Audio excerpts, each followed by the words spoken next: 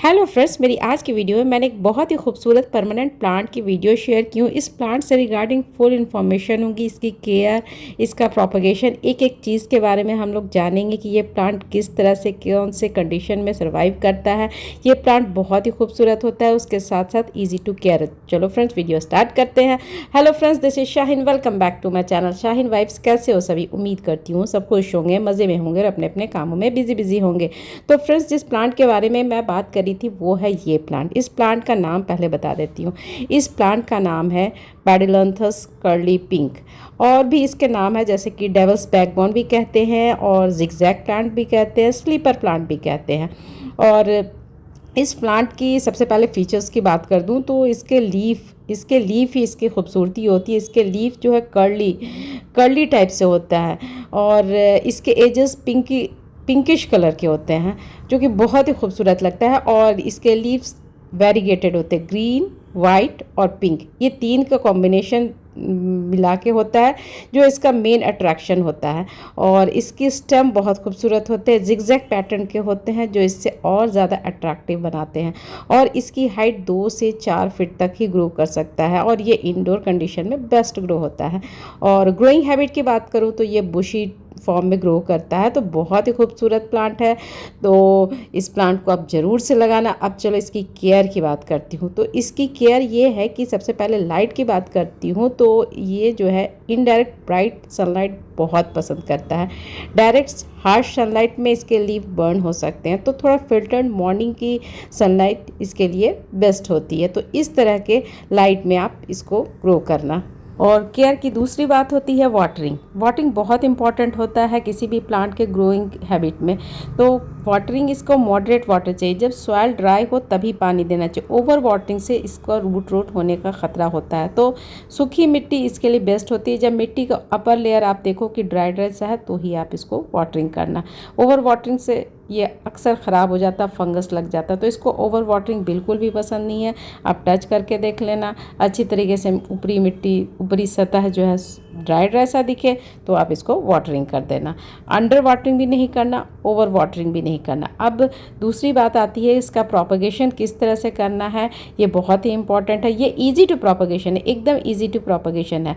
तो इसका पहले आपको रिजल्ट ही दिखा देती हूँ कितना ये इजी टू प्रोपगेशन है। तो यहाँ पर आप इसका अपडेट देखो, मैंने इसकी कटिंग लगाई थी, और आप अब अपडेट देखो कि माशाल्लाह से इसमें इतना हेल्दी रूट तैयार हो गया। इसकी कटिंग बहुत ही फास्ट लगती है, आपको वेट करना नहीं होगा, बहुत ही जल्दी इसकी कटिंग लगेगी और आपको बहुत ही हेल्दी रूट मिलेगा। फिर आप इससे बहुत सारे पौधे तैयार कर सकते हो फ्रेंड्स, बहुत ही खूबसूरत लगता है। और ये मैं बता दूं कि ये हैंगिंग बास्केट में सबसे ज़्यादा प्रिटी लगता है।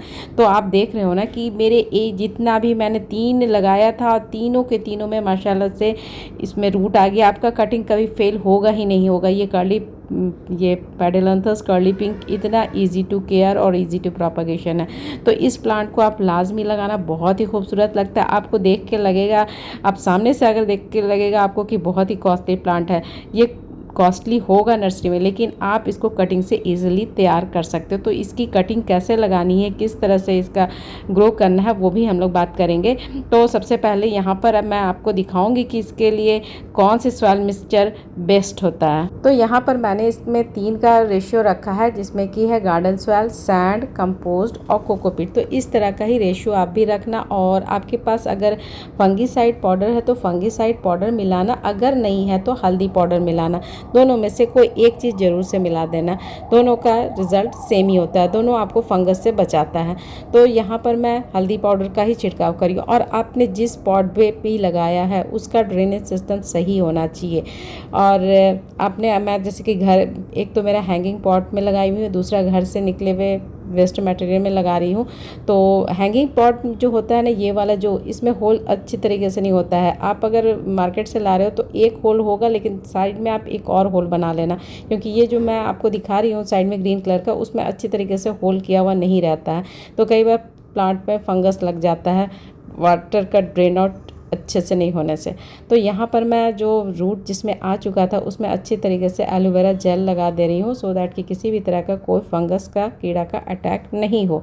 क्योंकि ये प्लांट ऐसा प्लांट है कि इसमें थोड़ा सा कीड़ा का अटैक हो जाता है, तो इसमें थोड़ा सा केयरफुल रहना पड़ता है। अब उसी सूरत पे होगा अगर आपके प्लांट पॉट में पानी ठहरेगा। तो इसका ड्रेनेज सिस्टम एकदम अच्छा तरीके से होना चाहिए। तो मैंने ये जो आपको टोकरी दिख रहा है उसमें अच्छे तरीके से मैंने होल किया है, और अब मैं जिसमें रूट आया था उसको लगा दी। अब मैं आपको दिखाती हूँ कि कटिंग से किस तरह से इसको लगाया जाता है। तो इसको कटिंग से लगाना बहुत ही सिंपल है। आप छोटी सी कटिंग लो, ठीक है। जब आप कटिंग लोगे तो इसमें वाइट कलर का एक लिक्विड निकलेगा, आपको उस लिक्विड को सूखने देना है। आपका लिक्विड जब सूख गया फिर आप इसको लगा सकते हो, लेकिन जब ये प्लांट गीला गीला सा रहे, जिसमें मतलब लिक्विड नहीं सूखा हो, तो आप बिल्कुल भी मत लगाना, क्योंकि फिर आपका प्लांट जो है वो वाइट वाला चीज़ मिट्टी के कांटेक्ट में जाएगा तो फिर प्लांट में फंगस लगने का डर रहता है। और यहाँ पर मैं थोड़ा जहाँ पे कट किया था तो वहाँ थोड़ा फंगीसाइड का पाउडर लगा दी हूँ, ताकि इस प्लांट में किसी तरह का कोई इन्फेक्शन नहीं हो। तो आपके पास ये पाउडर नहीं है तो आप हल्दी पाउडर भी इसके जगह पे लगा सकते हो। इसी तरह से हल्दी पाउडर ले लेना, थोड़ा सा पानी डाल के, फिर आप जिस जगह पे कट किए हो उस जगह पे लगा देना। और आपका सीजर भी नीट एंड क्लीन होना चाहिए, तो सही रहेगा। तो इस तरह से मैं 3-4 कटिंग ले रही हूँ और सबको अभी अच्छे तरीके से ड्राई होने देंगे।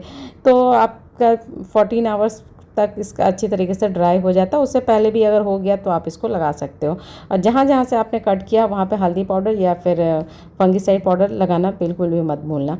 तो इस तरह से आप इसकी कटिंग लगा देना। जब ड्राई हो जाएगा तो फिर आपके पास जो रूटिंग हार्मोन है तो रूटिंग हार्मोन लेना, अगर रूटिंग हार्मोन नहीं है तो एलोवेरा जेल लगा के लगा देना। और यहाँ पर मेरे स्टेम सब सूख गए हैं, अच्छे तरीके से ड्राई हो गए। अब मैं इसमें रूटिंग हार्मोन या फिर जैसे भी बोली थी एलोवेरा जेल लगा के इसको लगा देंगे। बहुत ही जल्दी इसमें रूट आ जाता है और आपका जो मेरे जो टोकरी है कुछ ही दिनों में ये पूरा फिल हो जाएगा, पूरा भर जाएगा। बहुत ही खूबसूरत प्लांट होता है फ्रेंड्स, बहुत ही ईजी टू केयर है। मैं यहाँ पे रूटिंग हार्मोन लगा रही हूँ। अगर आपके पास रूटिंग हार्मोन है तो रूटिंग हार्मोन लगाना, नहीं तो एलोवेरा जेल लगाकर अब इसका प्रोपगेशन कर देना। बहुत ही ईजी टू केयर है। बस इसका केयर में मैं जैसे बताई थी कि इसको बस बहुत तेज़ सनलाइट, बहुत तेज़ धूप में बिल्कुल भी मत रखना।